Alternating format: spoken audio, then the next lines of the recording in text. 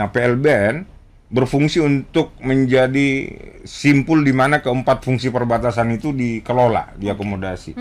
Dia sebagai penghalang, dia sebagai jembatan, dia sebagai pusat sumber daya, dan dia sebagai simbol identitas.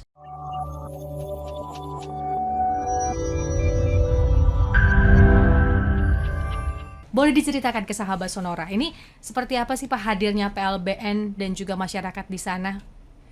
Yang pertama begini, saya ingin menyampaikan bahwa perspektif mengelola perbatasan itu ada kepentingan untuk memastikan bahwa perbatasan itu mengemban fungsi yang maksimal. Ya. Yang pertama, secara teoretik dikatakan perbatasan berfungsi sebagai penghalang atau barrier, border as barrier. Ya. Jadi kita mengelola perbatasan untuk memastikan bahwa hal-hal yang tidak sesuai dengan nilai-nilai nasional, kepentingan bangsa kita dihalangi di perbatasan untuk masuk.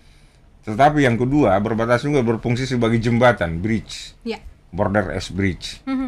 Kita nggak boleh mengisolasi diri dan juga tidak boleh menutup akses bagi masyarakat di negara sebelah untuk masuk ke negara kita. Jadi harus ada jembatan.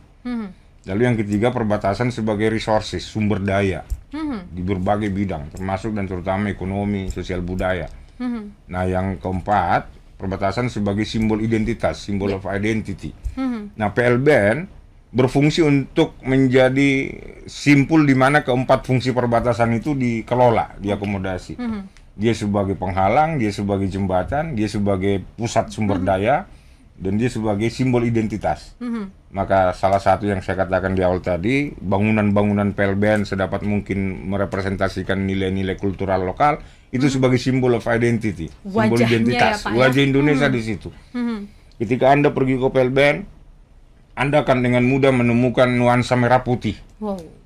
Simbol nasionalisme kita, nasionalitas kita. Anda akan menemukan patung burung Garuda. Garuda di dadaku ya. Iya. Anda akan menemukan patung proklamator.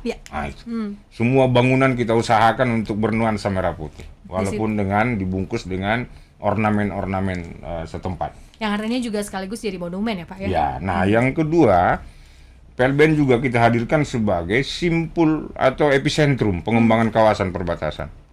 Jadi setiap kali kita membangun PLBN selalu diperlengkapi dengan perspektif pengembangan kawasan sekitar. Maka di PLBN sendiri selalu ada dua zona utama yang kita sebut sebagai zona inti dan zona pendukung.